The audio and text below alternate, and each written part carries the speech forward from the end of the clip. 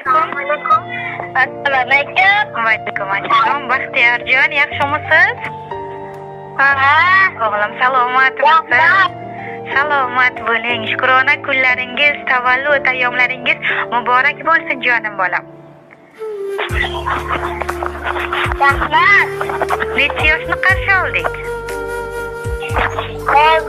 Barakalloh, mashalloh. Ushbu yoshlaringizga hech qachon ko'zlar tegmasin. Dunyodagi eng chiroyli baxtlar sizning baxtingiz bo'lsin. Ota-onangiz, bobojoningiz, buvajonlaringiz baxtiga hamisha ular orzu qilgandek qori yigitlardan biri bo'ling, o'g'lim. Salomat bo'ling. Bugun Baxtiyorjon uchun bizning loyihaga ajoyib bir dilnomalari, tabriknoma maktublari yetib kelibdi. Ushbu shukrona, shodiyona kunlarini yanada xursandchilikka to'ldirmoqchi bo'lgan mehribon insonlari, jonajonlari bor ekan.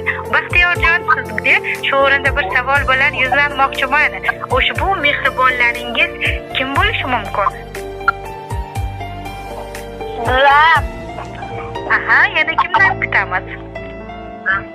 Dadam. Albatta. Yana kimdan kutamiz? Bobom. Mashalloh. Sizni judayam yaxshi ko'rishlari borlig'i quvonchi. Boris faqat o'zingiz ekanliklarini aytib, bobojoningiz to'xtasin ota nomlaridan yetib kelibdi. Ularga buvajoningiz Muhabbatxon ona, xolajonlaringiz Shahnozaxon Mushtari begim opalar va buvajoningiz Gulbahor ona, ukalaringiz Muhammad Bilol, Diyorbek, Oyshaxon, Muhammad diyorlar hamroh bo'lishmoqda ekan. Baxtiyorjon, endi bobojoningizning ajoyib bir go'zal satrlari, siz uchun atalgan tabriknoma maktublari bor ekan. Ularni birgalikda tinglaymiz, maylimi? Mayli. Xo'p, bo'ladi. Diqqat bilan bo'lmasa birgalikda tinglaymiz. Assalomu alaykum, jonim bolam, yuragimni quvonchi, yagonam. Bugun sen 6 yoshga to'lding. Men uchun bu kun juda aziz, chunki sen hayotimizga nur, shodlik va ma'no olib kirgansan. Sening kulgingni ko'rsam, o'zimni yana yosh his qilaman.